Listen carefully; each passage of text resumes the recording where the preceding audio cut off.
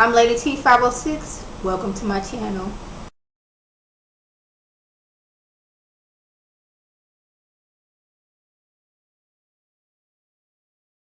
Hi everyone, today we're going to be reviewing Love and Hip Hop Hollywood Season 2, Episode 3. We starting off with Tia Marie and Hazel. They sitting down because, you know, they're becoming more friendly again. And Hazel, she got some things on her mind. She wants to know once and for all, did Tia Marie hook up with Young Bird? I don't know why she's still concerned about this. I mean, if you owe the man, then what does it matter? They both come to the consensus is that yes, this man, he's a well-known liar, but for whatever reason, Hazel believes, even though he's a liar, that he's telling the truth about this. And I'm like I said, Hazel, if you overbird, then what does it matter whether Tia hooked up with him or not? Tia's like, okay, if you think that I did that, then you stupid, because no. Yes, we worked together and he was helping me with my music, but that's just as far as it went. He tried to get with me. I was like, no, because obviously he is a liar, he's a cheat, he's no good as far as somebody you want to get with. But Hazel, she still thinks that Tia is lying and that she actually did hook up with Bird. So we have Ray J and this new girl, Brandy, and I knew her from somewhere, I just couldn't think of where. And she was on that movie Nora's Hair Salon, and she was Tamala Jones's niece on there. Yeah. So she lets us know that, you know, she's married to this producer, one of the baddest producers out there. But, you know, he's known for cheating. He's done it several times, and she's not ready to, you know, give up her spot as, you know, his wife and, you know, let the next girl come in and take her place, even though he's cheated several times. And she also want to let us know that she is the goddaughter of the one and only, the late Whitney Houston. I was like, yeah, that's, you know, good and all well that Whitney Houston got, you know, she was your godmother and you love her. And I'm thinking, is that how she met Ray J? Because wasn't like Ray J and Whitney like hooking up at once upon a time? Is that how she met Ray J? Like, you was my godmama's boyfriend once upon a time? Is that how they met, or did they know each other previous from this? But right off the bat, she's a little extra. She's in her confessionals and she's, you know, giving us extra, like I said. And I'm like, I'm gonna need her to turn it down just a little bit. I don't know if this is how she actually is. Is she putting on for camera because she's, you know, want to solidify her spot for next season, or I don't know. If she's like this all the time, I'm gonna need this girl to just calm down just a little bit. So Nas pops up on SOULJA Boy during his video shoot. He's, you know, at the house. He done told her where he was at. Like, really, you know, what if Nia was there? But this is the storyline we're going with, so we're gonna go with it. She wants to discuss their relationship, and he tells her, you know what it was when we got together. You know, Nia is my main girl, so you need to fall back. So this is what I'm translating what he said, because this is what I got from it. You know that Nia is my main girl. I love her. You was a sad girl. You trying to get promoted from sad girl to main girl. See, you not being appreciative as your role as sad girl. There's plenty of other girls out there that's willing to take your place. So if you can appreciate what little I'm giving to you as being my sad girl, I'm gonna need you to fall back. That's what I translated from this, because she's looking like, oh my goodness, like he didn't tell me he loved me and all this stuff. But if he doesn't treat you like he treats Nia, then he doesn't love you. I don't even think he loves Nia, or he wouldn't be cheating on her. But that's a whole nother story, a whole nother can of worms that we need to get into. So clearly, he doesn't love you the way he says he was, or he would make you his one and only. I don't know why Nia is still sticking around. I don't know why you two are arguing over SOULJA Boy. I don't know what the appeal is. He's clearly a womanizer, but hey, if I'm gonna need y'all to do better. But that's what I translated from their whole interaction. So Fizz is dating again. You know that whole debacle he went through with the man the last year cheating on him and everything. So, you know, he's trying to, you know, take it cool. He's seeing someone. It's not too serious, But I'm like, Fizz, if you're not serious with this girl, how is it that she, one, has a key to your house while you're out of town? Two, how come she done met your child? And three, how she done met your mama but you not serious? Like, really, to me, maybe I'm just old school, but like when you meeting somebody's mama and they family and they child, this means y'all serious. If you giving people your key to your house and you are not there, that's serious. Even if you are there, you was gone out of town and you trusted this girl enough to have a key to your house. It must have been some type of serious. But let him tell it, nah, we ain't serious, even though I done all these things that makes it seem like I'm serious, but I'm not serious because, you know, I'm really wanting to date around and all this other stuff. I'm like, really, Fizz? He's trying to give us, I'm trying to, you know, be with multiple women, but I just don't see that for Fizz. I just see it, he wants just that right girl he can settle down with and they can become a family. But I guess he's been hurt by Amanda, so now he just want to take this route. So Brandy, her husband, I think his name is Max, he is the hottest producer out there. Like I said previous videos, I don't know music like that, so I don't know who the hottest producer is out there. So, but you know, let him tell it he's that person.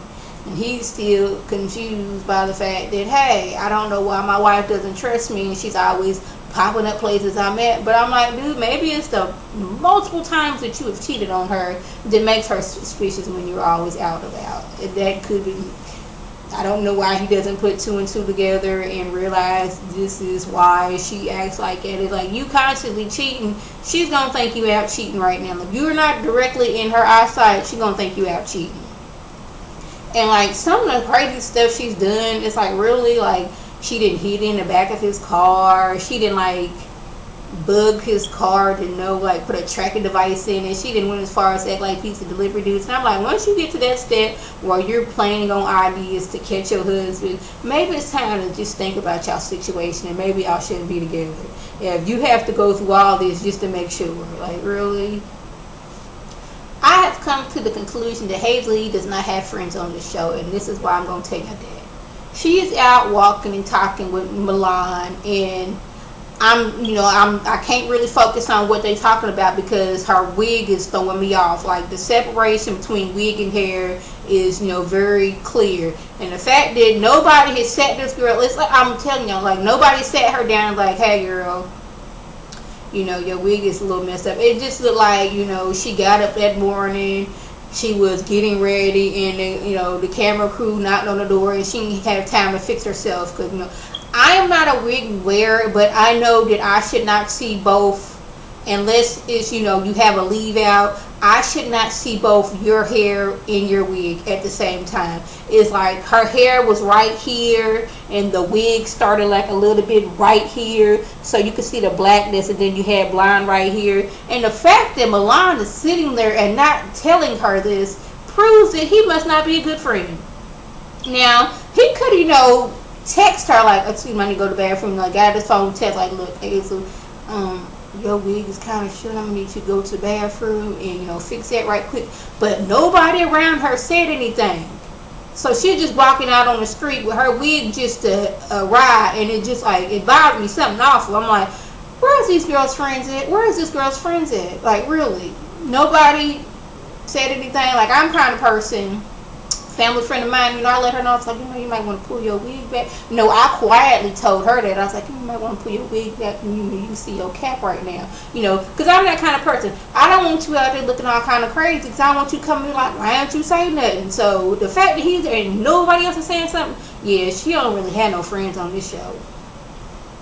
So Nia and Nas sit down. Why they need to sit down is beyond me, but they're going back and forth, discussing who SOULJA really wants to be with, how many times he'd have been with whoever.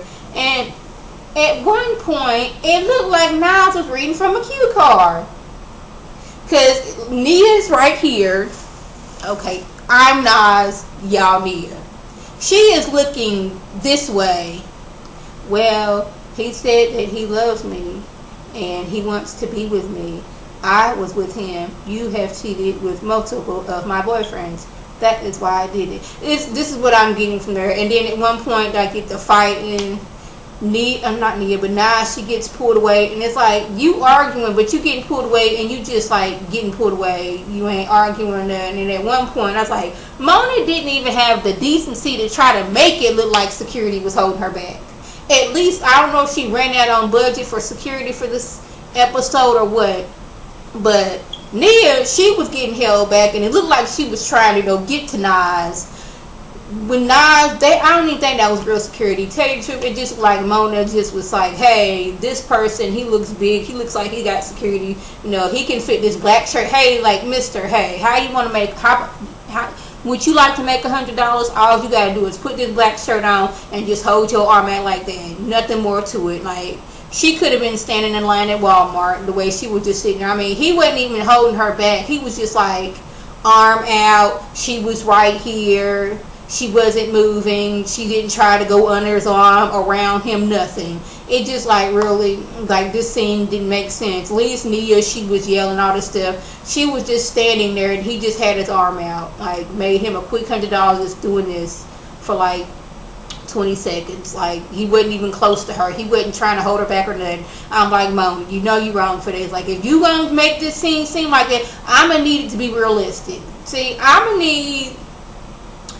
need Mona to like get hold with the people from like How to Get Away with Murder or something like that, and like really get some stuff together, because these storylines just not making sense. I'm gonna need her to get it together. Like she's just throwing stuff together now. I'm just like, okay, they're gonna watch it anyway. Like I'm not even gonna try to have these scenes to make sense, and they still gonna watch it. So Brandi and Nikki meet up to discuss their elaborate plans that they have gone about to catch them in there with cheating. Like I said earlier, Brandi, she done already said she done hid in the trunk of her husband's car. She done put a tracking device on it. She didn't act like the pizza man. Nikki's like, I can one up you on that one. I done doggone came from the ceiling like Mission Impossible with a harness on. I have even went so far as to spend 12 hours in makeup so I can get a prosthetic like they did on White Chicks.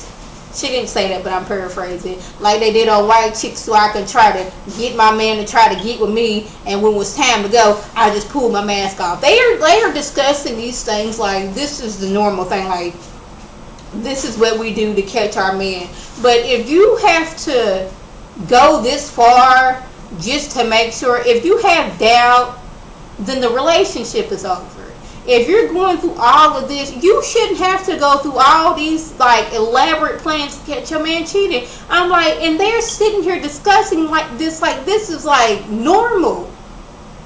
Like this is what everybody does. I was like, really? Like y'all going through all these elaborate plans and doing all this stuff to catch your man cheating? Like really? Is this how y'all lives are? Is this the normal for y'all? So Milan is upset because he ain't heard from Miles in a few days, and even when he had oral surgery he wasn't there, so he want to know what's up. And so when Miles gets there, he's like, where was you at? He's like, oh, I was at the studio. He's like, well, that's a lie. See, this how I pay for your studio sessions, and every time we go to the studio I get a notification from my credit card. So come on, bring me another lie. Where was you at? And Miles don't want to say, I was with Amber and her daughter. I was over there playing house with him, because he don't want Milan to know that he was with his ex and her daughter while he's out, not telling her his new life, and still basically stringing her along and giving her false hope. He don't want to say that. So like Milan's like, you know what, I've been through this for. Are you cheating? And like Miles, he's not cheating, but he's not being truthful. So he ain't nothing really he can do. He's even got caught in a lie. Like, I paid for your studio sessions, so I knew you wasn't at the studio, so give me something else. Where were you? He was like, you know what, I ain't gotta take this. Get my keys, get my bag, and I'm out. So Fizz, he needs to let his new, I guess, girl he's dating, seeing not serious with Kamaya, that hey, he's not looking for a serious relationship. And like she was a little taken aback, and you're like, I thought that's what you wanted. I mean, you didn't like let me have keys to your house. We didn't been spending time with your son. I didn't met your mama.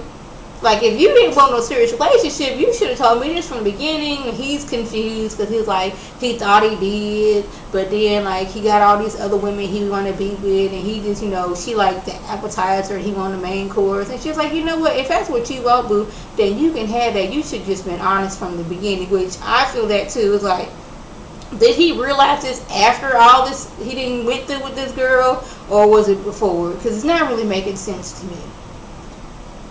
So Brandi and Nikki try to find a way to get in the studio, and they just go with her. Nikki's like, I was at the studio earlier and I left my charger. Can I come up and get it?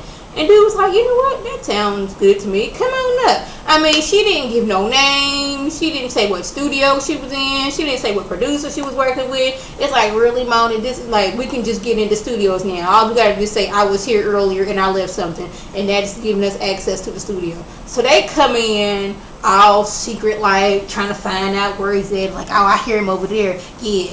Ooh, I hear the music. I don't hear no girls. Let's come on. Yeah, girl, come on, girl.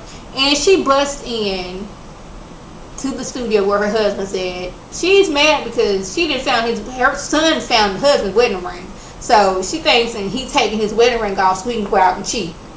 Nikki's there as, I guess, moral support. It's kind of like recycling from Love and Hip Hop Atlanta when Rashida was trying to catch Kurt and she brought Erica along. Something similar to that. So yeah, so they bust in there. She's like, ain't nobody leaving. And you have Ray J there.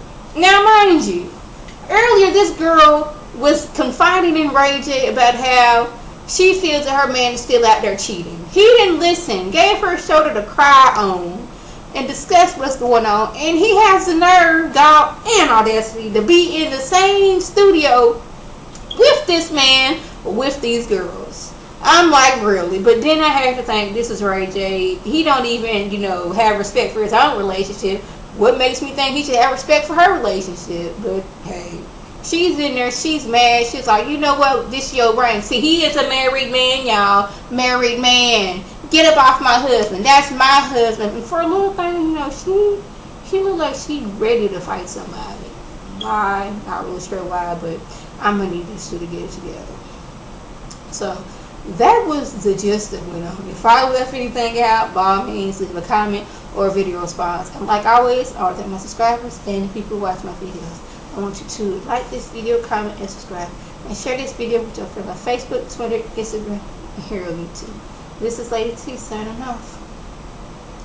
Have a good one.